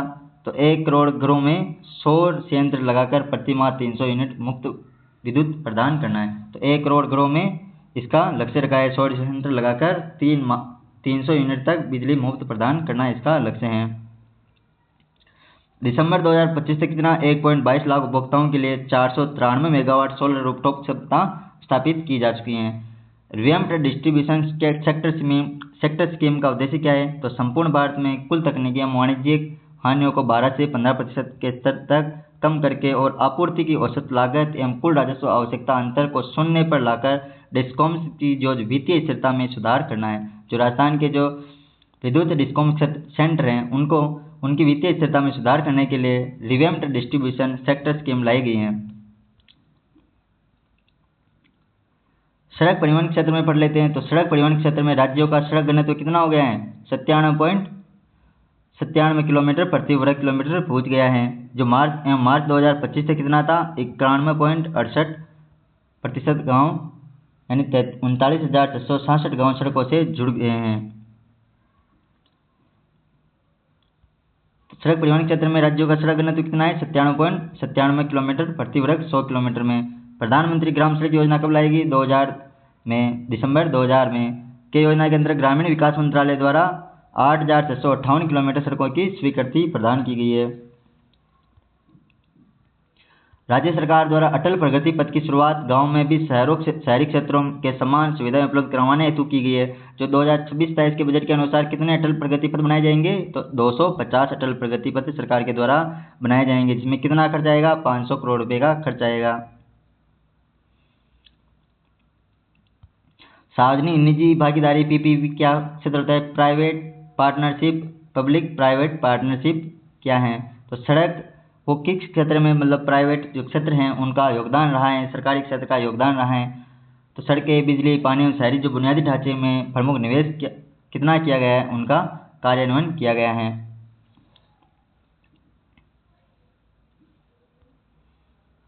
जल सुरक्षा एवं अनुकूलता। तो सरकार के जो बजट हैं आर्थिक समीक्षा 2025 में से हैं, उसमें जल सुरक्षा के बारे में सरकार के द्वारा कौन कौन सी योजनाएं चलाई गई, कौन कौन सी अनुकूलताएं रखी गई है सरकार के द्वारा, तो पढ़ते हैं। तो भारत की कुल भूभाग का 10.41% से अधिक हिस्सा राजस्थान के पास है, लेकिन जल संसाधन का कितना? मात्र 1.16% ही राजस्थान के पास है। क्षेत्रफल कितना है? 10.41%। जल संसाधन कितना है राजस्थान में? 1.16%। कितना है? 1.16%। नाजुक जल भौगोलिक परिस्थितियों को देखते हुए राजस्थान में जल सुरक्षा उसकी विकास योजनाओं दृष्टि का एक महत्वपूर्ण आधार है। राज्य में अनियमित वर्षा होना, गिरते भूजल स्तर और बढ़ते बंजर भूमि जैसी समस्याएं लगातार बनी रहती हैं, जिससे कृषि उत्पादकता, पारिस्थितिकी संतुलन और सामाजिक आर्थिक स्थिरता के लिए सतत जल प्रबंधन अत्यंत आवश्यक हो जाता है। इन चुनौतियों से निपटने के लिए राजस्थान ने अपने विजन 2047 के तहत बड़े पैमाने पर बुनियादी ढांचे और आधुनिक सिंचाई पद्धतियों और समुदाय आधारित संरक्षण को एकीकृत और बहुआयामी दृष्टिकोण में अपनाया है। राज्य ने प्रमुख नदी जोड़ परियोजना, मध्यम एवं लघु सिंचाई परियोजनाएं, भूजल पुनर्भरण कार्यक्रम, डिजिटल हस्तक्षेपों के समन्वित उपयोग के माध्यम से उल्लेखनीय प्रगति की है। इसके साथ ही प्रधानमंत्री कृषि सिंचाई योजना जो 2016 में लाएगी, 2015 में लाएगी, 2015-16 के बजट के अनुसार लाएगी। अटल भूजल योजना जो 2020 में लाएगी। मुख्यमंत्री जल स्वावलंबन अभियान 2.0 जो 2024 में लाया गया, जैसे कार्यक्रम ने जल कुशल उपयोग और जलागम क्षेत्र प्रबंधन और सहभागी भूजल प्रबंधन को बढ़ावा दिया है। तो जल सुरक्षा एवं अनुकूलता के लिए सरकार के द्वारा कौन कौन सी योजना है? प्रधानमंत्री कृषि सिंचाई योजना, मुख्यमंत्री जल स्वावलंबन अभियान योजना, जल जीवन मिशन, अमृत 2.0 1 अक्टूबर 2021 को कर्मभूमि से मातृभूमि अभियान जो सितंबर 2025 में लाया गया, शुरुआत की गई। दिसंबर 2025 तक 2765 करोड़ रुपए के व्यय से 23,320 हेक्टेयर की नई सिंचाई क्षमता का सृजन सरकार के द्वारा किया गया है। 6 प्रमुख एवं 5 मध्यम सिंचाई परियोजनाओं के साथ साथ 34 लघु सिंचाई योजनाएं सक्रिय रूप से क्रियान्वित की जा रही है। कितनी? 6 प्रमुख योजनाएं और 5 मध्यम सिंचाई परियोजनाओं के साथ साथ 34 लघु सिंचाई योजनाएं सक्रिय रूप से क्रियान्वित किया जा रही हैं। राज्य ने यमुना जल समझौते के अंतर्गत अंतर्राज्यीय सहयोग को सुदृढ़ भी किया है तथा संशोधित जो पीकेसी लिंक परियोजना है उसका राम सेतु जल परियोजना है तो विस्तृत परियोजना की तैयारी में उल्लेखनीय प्रगति की है, जिससे 17 जिलों को, राजस्थान कितने जिलों को? 17 जिलों को पेयजल उपलब्ध होगा और 2.51 लाख हेक्टेयर क्षेत्र की अतिरिक्त सिंचाई क्षमता का भी सृजन किया जाएगा। इंदिरा गांधी जो नहर है परियोजना जो पश्चिमी राजस्थान की जीवन रेखा के नाम से जानी जाती है उसमें 16.17 लाख हेक्टेयर कृषि योग्य कमांड क्षेत्र की सिंचाई सुविधा प्रदान करती हैं। प्रधानमंत्री कृषि सिंचाई योजना का उद्देश्य क्या है? तो सिंचाई क्षेत्र का विस्तार करना, राज्य में सिंचाई क्षेत्र का विस्तार करना तथा जल उपयोग दक्षता को कवर करता है। जलागम क्षेत्र के जो घटक 1990 करोड़ रुपए की लागत से 39 जिलों में 8.05 लाख हेक्टेयर क्षेत्र को शामिल किया गया है। इसमें ड्रिप स्प्रिंकलर और सिंचाई प्रणालियों के माध्यम से 62,916 हेक्टेयर और 63,243 हेक्टेयर क्षेत्र को आच्छादित भी सरकार के द्वारा किया है।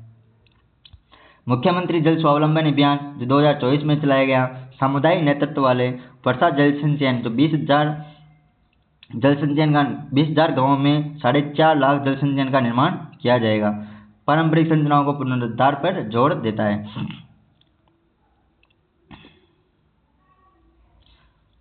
यह 20,000 गांवों में कर्मभूमि से मातृभूमि और वंदे गंगा जल संरक्षण जन अभियान जो कहाँ से?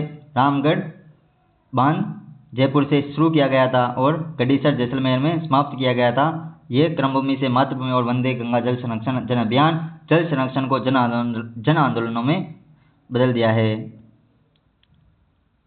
जल जीवन मिशन का लक्ष्य क्या है? तो 2028 तक प्रत्येक ग्रामीण घर को कार्यात्मक घरेलू नल कनेक्शन उपलब्ध करवाना तथा उनको पीने योग्य पानी की आपूर्ति करना है और इसके माध्यम से हर घर नल सुनिश्चित इसका लक्ष्य रखा गया है। अब शुरुआत करते हैं पर्यावरण स्थायित्व एवं जलवायु अनुकूलता में सरकार के द्वारा क्या योजनाएं लाएगी। तो राजस्थान ने स्वच्छ ऊर्जा विस्तार, पारिस्थितिकी पुनर्स्थापन एवं जलवायु जोखिम प्रबंधन को अपने विकास ढांचे में एकीकृत किया है ताकि पर्यावरणीय कार्यों को आर्थिक विकास के साथ संरेखित किया जा सके। राज्य ने नवीकरणीय ऊर्जा क्षमता में तेजी से विस्तार करके उल्लेखनीय प्रगति की है, जिससे उत्सर्जन की गति में कमी आई है। इसके साथ ही एक पेड़ मां के नाम अभियान कब चलाया गया? जो जून 2024 में चलाया गया राजस्थान में और भारत में 2023 में। जैसे बड़े पैमाने पर समुदाय संचालित वृक्षारोपण अभियान के माध्यम से पारिस्थितिकी स्थिरता को बढ़ाया गया है। इस अभियान में दिसंबर 2025 तक 8.21 करोड़ पौधे लगाए गए हैं।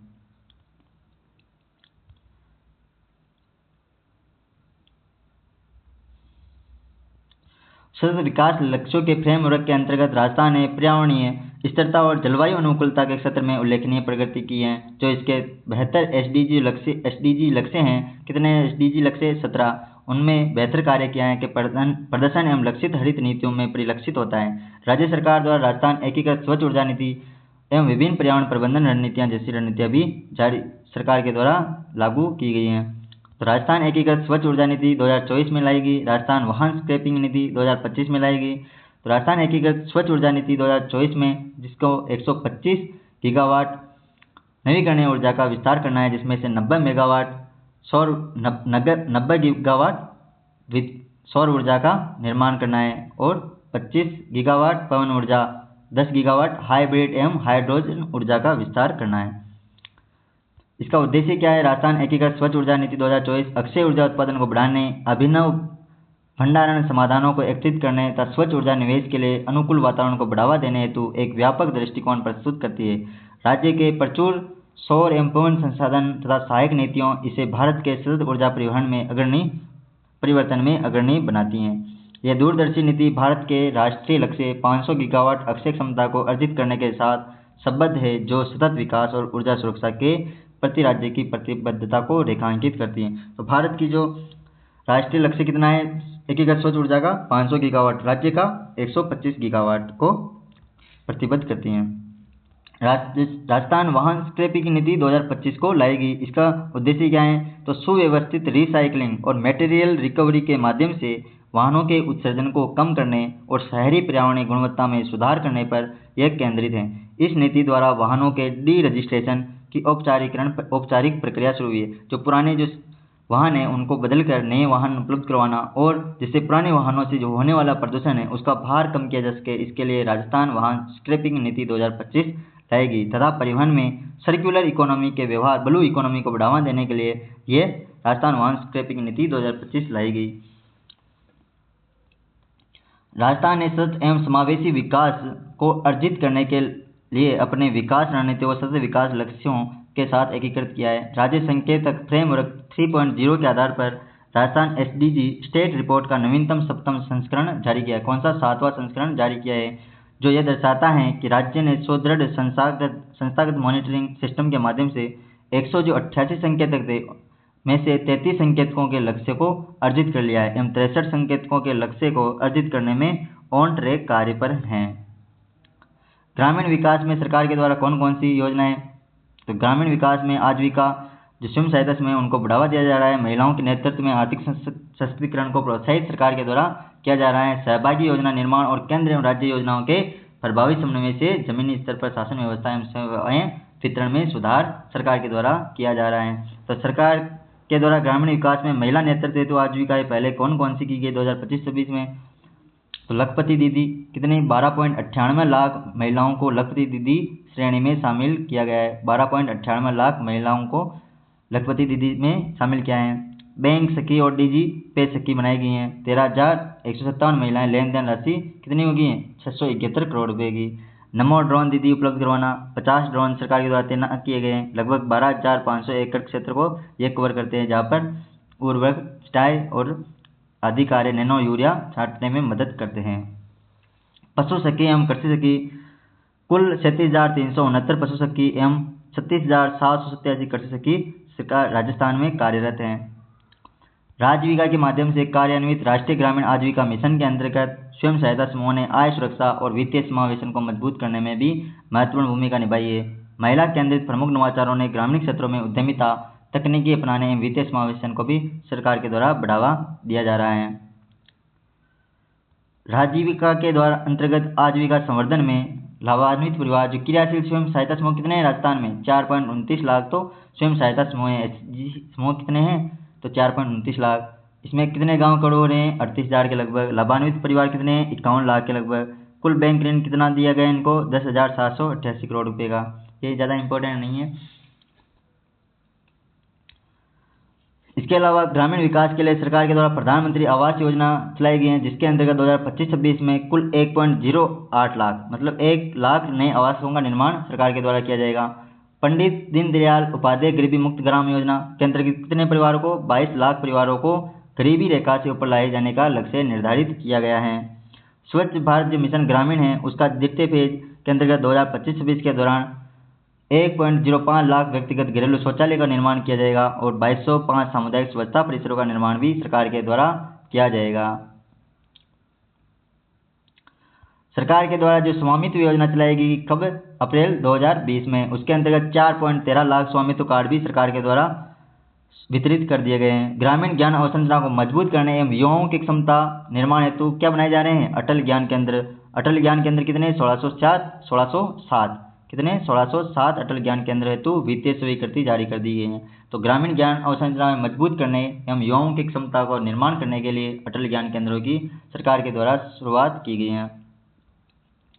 सरकार के द्वारा शहरी क्षेत्र में तो शहरी क्षेत्र के विकास के लिए राज्य शहरी क्षेत्र के विकास की दिशा में सतत प्रयासरत हैं, जहाँ किफायती आवास उपलब्ध करवाना, स्मार्ट टाउनशिप, बेहतर सेवाएं और 5R दृष्टिकोण। 5R दृष्टिकोण में क्या क्या शामिल है? तो reduce, reuse, recycle, recover, remove. Recover, remove, recycle, reuse, reuse, recycle, recover, remove. 5 चीज़ें याद रखना 5R में। शहरी क्षेत्र के विकास के लिए कौन सी 5 दृष्टिकोण पर प्रकोष्ठ करती है सरकार। Reduce, reuse, recycle, recover, remove के माध्यम से स्वच्छता पर सरकार विशेष जोर दिया गया है। सरकार के द्वारा विशेष जोर दिया गया है। राज्य शहरी नियोजन और शासन में GIS, ड्रोन, कृत्रिम बुद्धिमत्ता जैसी उन्नत तकनीकों को एकीकृत करने की योजना भी बना रहा है।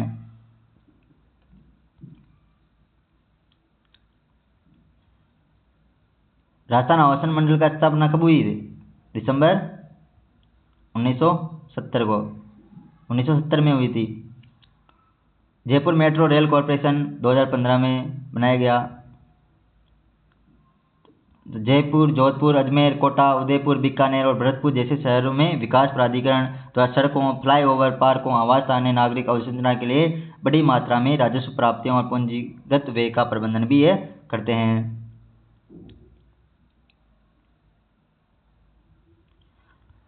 स्थानिक दृष्टि से राजस्थान में शहरीकरण कोटा, जयपुर, अजमेर, जोधपुर और बीकानेर जैसे जिलों में केंद्रित है, जहाँ शहरी जनसंख्या का अनुपात सबसे अधिक है, जबकि जालोर, प्रतापगढ़ और बांसवाड़ा, डूंगरपुर जैसे जिलों में शहरी जनसंख्या बहुत ही कम है।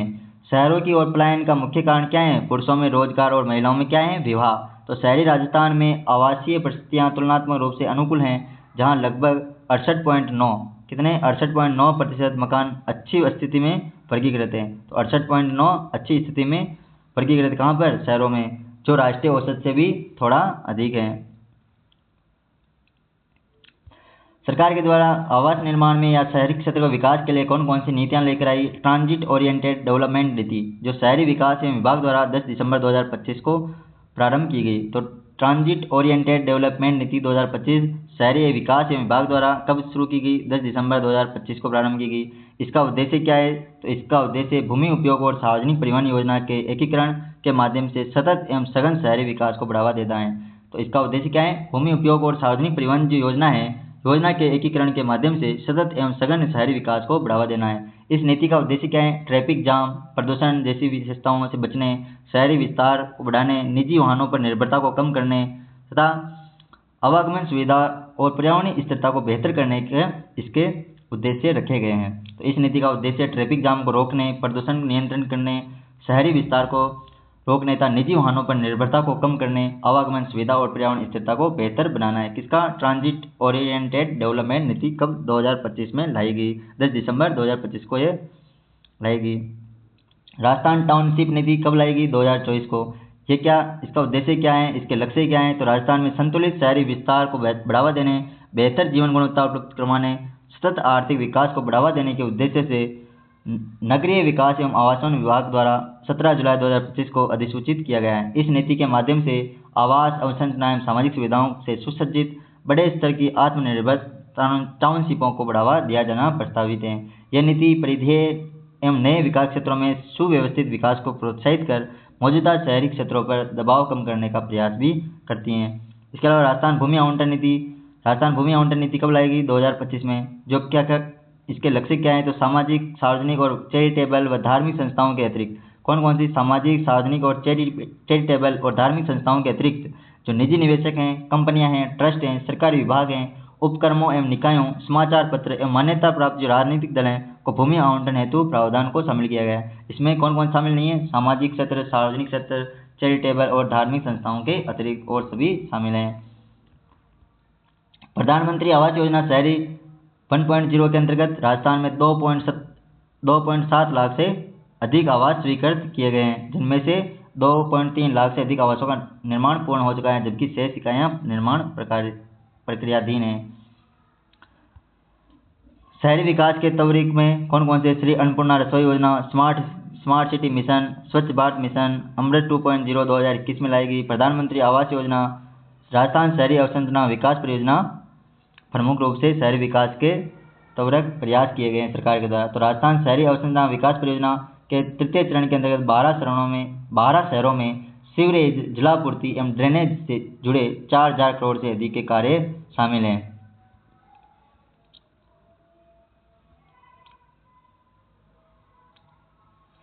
अमृत 2.0 के अंतर्गत जो कब लाएगी? 2021 में, अक्टूबर 2021 में के अंतर्गत राजस्थान में शहरी स्थानीय निकायों में सीवरेज, जलापूर्ति तथा जलाशयों और पार्कों के पुनरुद्धार से जुड़े कार्य किए जा रहे हैं, जिनके लिए केंद्र सरकार से पर्याप्त सहायता प्राप्त हो रही है। स्मार्ट सिटी मिशन के जो राजस्थान में 4 जिले शामिल थे, कौन कौन से? जयपुर, जोधपुर, जयपुर, अजमेर, उदयपुर और कोटा। जयपुर, उदयपुर, कोटा और अजमेर में ये क्रियान्वयन किया जा रहा है, जिसके लिए कुल कितना रुपये का? 4,000 करोड़ रुपये का प्रावधान किया गया है तथा दिसंबर 2025 तक लगभग 3,862 करोड़ रुपये का व्यय किया जा चुका है। राजस्थान में रियल एस्टेट नियामक प्राधिकरण रेरा ने परियोजनाओं एवं एजेंटों के पंजीकरण तथा शिकायत निवारण व्यवस्था के माध्यम से आवासीय बाजार में पारदर्शिता और जवाबदेहिता को सुदृढ़ किया है। सरकार के द्वारा स्वच्छ भारत मिशन शहरी भी चलाया गया है। श्री अन्नपूर्णा रसोई योजना, जिसमें प्रति प्लेट 8 रुपये की सब्सिडी वाले भोजन की सुविधा दी जाती है और सरकार के द्वारा कितने? 22 रुपये वहन किए जाते हैं। 22 रुपये सरकार के द्वारा वहन किए जाते हैं। लगभग 1,000 रसोई के माध्यम से दिसंबर 2025 तक लगभग 11 करोड़ थालियाँ परोसी जा चुकी है। कितनी? 11 करोड़ थालियाँ परोसी जा चुकी हैं। प्रभावी शासन एवं सार्वजनिक सेवाओं के लिए सरकार के द्वारा जो शासन को समन्वित करना है, लक्षित शासन करना है, उसके तहत सरकार के द्वारा क्या क्या सरकार के द्वारा किए गए हैं। तो राजस्थान में डिजिटलीकरण के माध्यम से प्रभावी शासन व्यवस्था निरंतर विकसित हो रही है, जो सरकारी विभागों के कंप्यूटरीकरण से लेकर शासन के अंतिम बिंदु तक पहुंचने वाले पहल का हिस्सा बन चुकी हैं। इसमें कौन कौन सी? तो लोक सेवा प्रदायगी में पहुंच को सुधारने और बाधाओं को कम करने के लिए जन आधार के माध्यम से प्रत्यक्ष लाभ हस्तांतरण डीबीटी इस दिशा में सरकार की एक महत्वपूर्ण है। जन आधार क्या होता है? तो एक नंबर, एक कार्ड और एक पहचान योजना के अंतर्गत 2.06 करोड़ परिवारों के 7.95 करोड़ से अधिक व्यक्तियों का नामांकन है। 165 से अधिक सार्वजनिक लाभ योजनाओं के एकीकृत करके 1.29 लाख करोड़ रुपये से अधिक का प्रत्येक लाभ हस्तांतरण इसमें किया जा चुका है। कृत्रिम बुद्धिमत्ता एवं AI मशीन लर्निंग का उपयोग करके सेवा प्रदायगी को बेहतर बनाने के लिए स्मार्ट की परिकल्पना की गई। तो स्मार्ट की परिकल्पना क्यों की गई है? तो कृत्रिम बुद्धिमत्ता एवं मशीन लर्निंग का उपयोग को बेहतर बनाने के लिए डेटा रिपोजिटरी को केंद्रीकृत कर योजनाओं एवं पात्रताओं की एकीकृत लेजर तैयार करना, ताकि पात्र लाभार्थी सहजता से लाभ प्राप्त कर सके। इसका उद्देश्य किसका? स्मार्ट का। राजस्थान संपर्क 2.0 उन्नत एवं केंद्रीकृत लोक शिकायत निवारण प्रणाली है। वर्ष 2025 में राजस्थान संपर्क जो 181 दर्ज करने पर राजस्थान संपर्क पोर्टल में 33.88 लाख परिवारों में 98% से अधिक का निस्तारण सरकार के द्वारा किया जा चुका है। ई मित्र केंद्र कितने स्थापित है? 78,000। जन सूचना पोर्टल पर 117 विभाग, 351 योजनाएं, 749 प्रकार की जानकारी उपलब्ध है। राज्य किसान साथी पोर्टल पर 2.1 लाख लाइसेंस एवं पंजीकरण प्रमाण पत्र अपलोड किए जा चुके हैं। किसानों ने राज्य किसान साथी पोर्टल की सुविधा का उपयोग करके 1.53 करोड़ से अधिक सीड मिनी किट्स एवं 1.35 लाख से अधिक बीजों, उर्वरकों एवं कीटनाशकों के गुणवत्ता नियंत्रण के नमूने भी प्राप्त कर लिए हैं।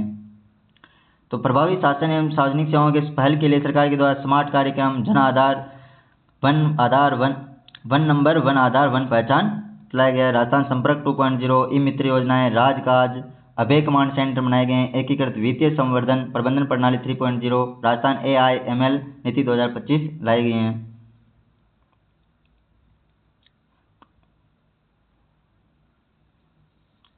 अभय कमांडर सेंटर क्या है? तो एक एकीकृत GPS समाधान है, जिसके तहत 26 जिलों में 25,159 कैमरे स्थापित किए गए हैं।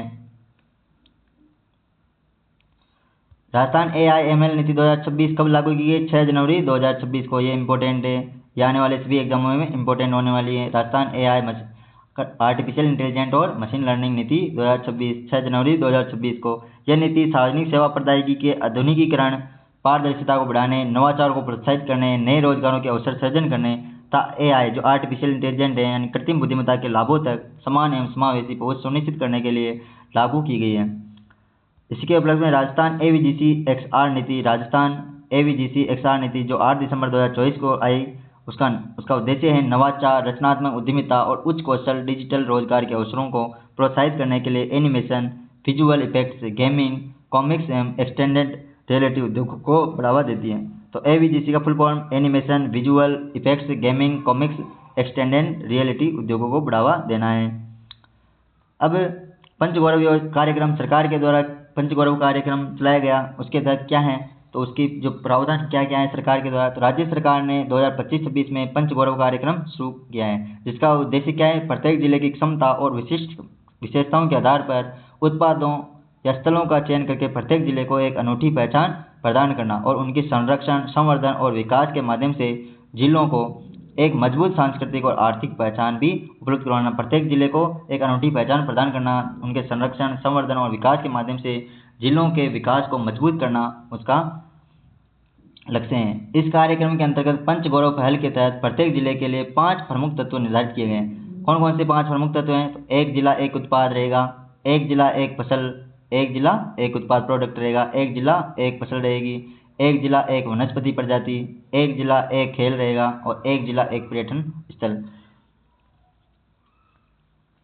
पंच गौरव कार्यक्रम के प्रभावी क्रियान्वयन को सुनिश्चित करने के लिए मुख्य सचिव की अध्यक्षता में राज्य स्तरीय पंच गौरव समिति, तो मुख्य राज्य स्तरीय पंच गौरव समिति की अध्यक्षता कौन करेगा? मुख्य सचिव। और जिला कलेक्टरों की अध्यक्षता में जिला स्तरीय पंच गौरव समितियों का गठन किया गया है। तो जिला स्तरीय पंच गौरव समिति के अध्यक्ष कौन रहेंगे? जिला कलेक्टर। और वर्ष 2025-26 में पंच गौरव कार्यक्रम के क्रियान्वयन के लिए कितने रुपए? 100 करोड़ रुपए के आवंटन किया गया है। कब? 2025-26 में। ये जिलेवार जो पंच गौरव की सूची है उनको पढ़ लेना, ये आने वाले एग्जाम में इम्पोर्टेंट है। कुछ जिले इम्पोर्टेंट हैं, उनके कुछ कुछ देख लेना। जैसे जयपुर देखते हैं अपन, जयपुर में कौन कौन से हैं? जयपुर कहाँ गया? जयपुर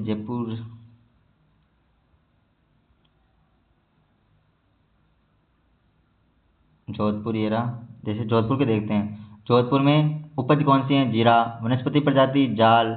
उत्पाद कौन से हैं? लकड़ी के फर्नीचर। पर्यटन स्थल कौन सा है? मेहरानगढ़ दुर्ग। खेल कौन सा है? जिम्नास्टिक। कोटा देखते हैं, कोटा में उपज कौन सी है? धनिया। वनस्पति प्रजाति खैर। उत्पाद कौन सा प्रमुख है? कोटा डोरिया। पर्यटन स्थल चंबल रिवर फ्रंट और खेल कुश्ती। जयपुर कहाँ गया रे?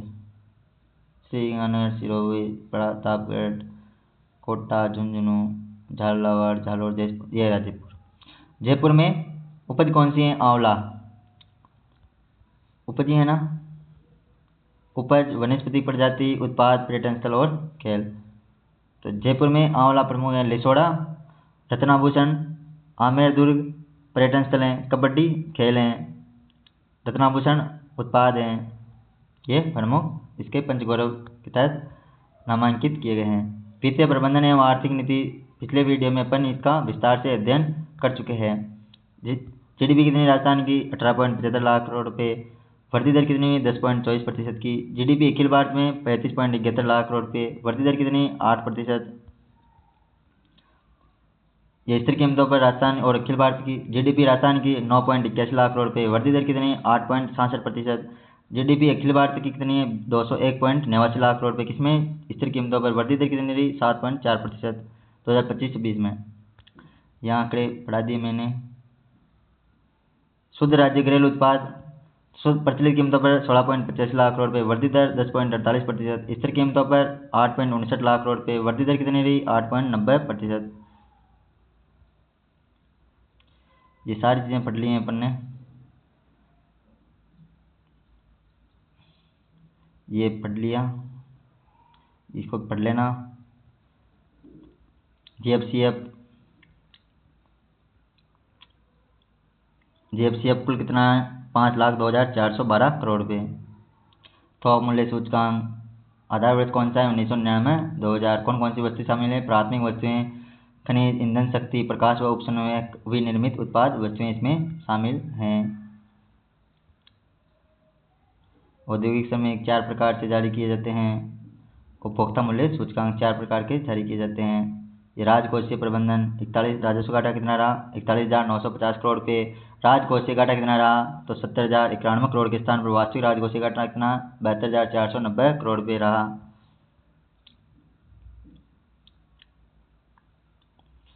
ये देख लेना, ये पढ़ा दिए पिछले वीडियो में मैंने।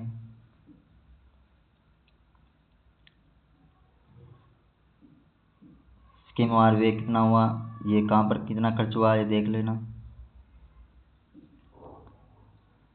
बैंक क्षेत्र देख लेना, ये इम्पोर्टेंट नहीं है, मैंने पढ़ा दिया पिछले वीडियो में। पिछला वीडियो जरूर देखें। अगर पिछला वीडियो नहीं देखा है आपने तो वो जरूर देखें, उसमें मैंने बहुत अच्छी तरीके से सब चीज़ें बता दी हैं।